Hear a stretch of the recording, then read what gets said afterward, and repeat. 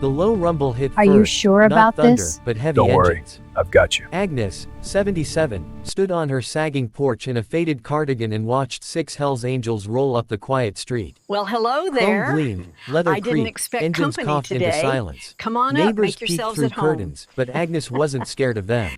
Her real fear had been eating her alive for months. The leader, Stitch, a bearded giant with road-worn eyes, dismounted and approached. He stopped at the bottom step, What are shadow you covering doing her, hiding and simply there? looked. Nothing. Just That thinking. steady Come patience here and cracked talk her to open. me. Okay. Pride shattered. A ragged sob escaped. Unable to speak, she pointed to the door. Stitch nodded to his men and followed her inside. The house was spotless but worn, yellowed doilies, defeated armchair springs. She led him to the kitchen and opened the fridge. Bare shelves stared back. Only a half-empty jar of mustard sat on the door shelf under the cold light. Stitch took it in, then saw the single tear carving down her wrinkled cheek. He saw his own stubborn grandmother in her. From the doorway, Leo, road-named Scout, noticed more. The new heavy deadbolt on a flimsy door, anxious twisting of her apron hem, menacing red-inked envelopes in the mail pile, no personal letters. Stitch ordered Grizz and Tiny to the store. Leo stepped forward softly. "Ma'am, I'm Leo. Mind if we sit with you a minute?"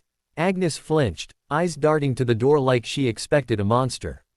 Stitch crossed his arms, became a silent wall, and nodded for Leo to continue. She sank into a chair. After long quiet broken only by the empty fridge's hum and distant bikes, she whispered, "He takes the money. Calls himself Mr. Silas, the manager." Leo stayed calm. "What money, Agnes?" "My pension check. Came every third of the month for 40 years. Stopped 2 months ago. Silas said it was a government backlog, he'd fix it. He was so nice, I gave him my savings to expedite paperwork. Checks never came. Now savings are gone. He comes weekly, says I'm behind on rent, even though my husband paid off this house 50 years ago.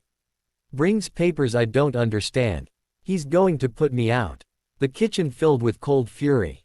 Grizz and Tiny returned, arms full of groceries. They unpacked in silence: milk, eggs, cheese, meat, vegetables, pasta, soup, restocking fridge, freezer, cupboards.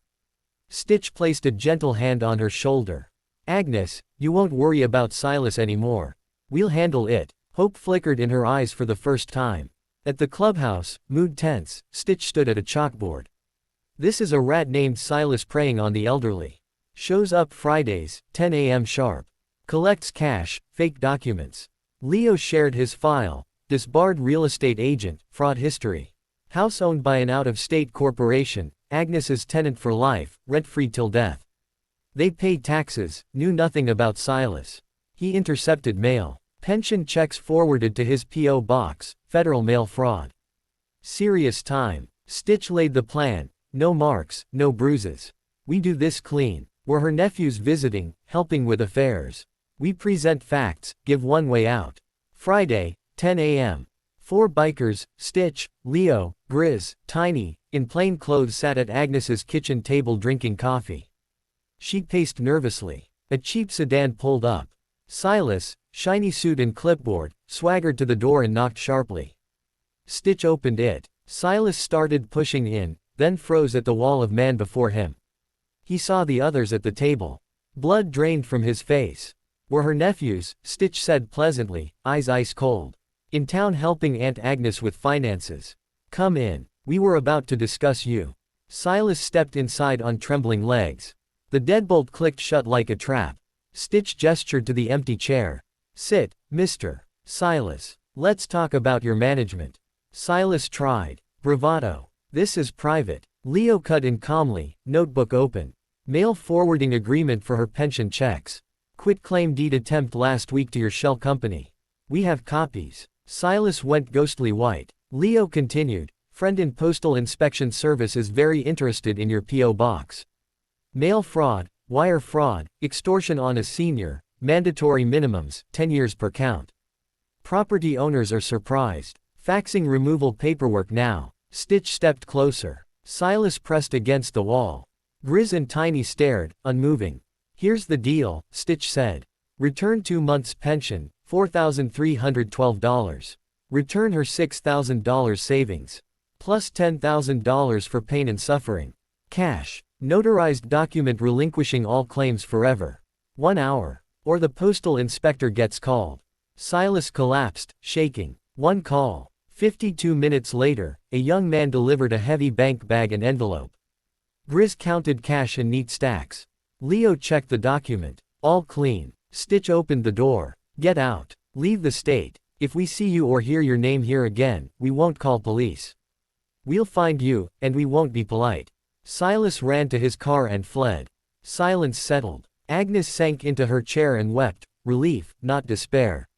The bikers stayed. Grizz cooked beef stew. Tiny fixed the garden gate. Leo helped Agnes call the pension office and bank to secure everything. Stitch stood watch on the porch. That evening they ate together. Agnes laughed, a real, long-lost sound. They didn't leave her life. They became Aunt Agnes's nephews. Daily visits, meals, car repairs, paperwork, protection. Stitch sat with her on the porch swing for quiet hours. Neighbors shifted from fear to acceptance, watching bikers mow her lawn, shovel snow, drive her to doctors. Inspired, Stitch created the Aunt Agnes Fund, club money helping other vulnerable seniors with repairs, groceries, security. Leo earned a law degree, opened a nonprofit for elder law. Stitch lived to 85, died peacefully on that swing. His funeral procession stretched a mile, but front queues held dozens of grateful elderly, not leather. Agnes reached 94, safe and surrounded by her unlikely family. Her once fearful home became a beacon. Heroes don't always wear capes. Sometimes they wear leather and ride motorcycles.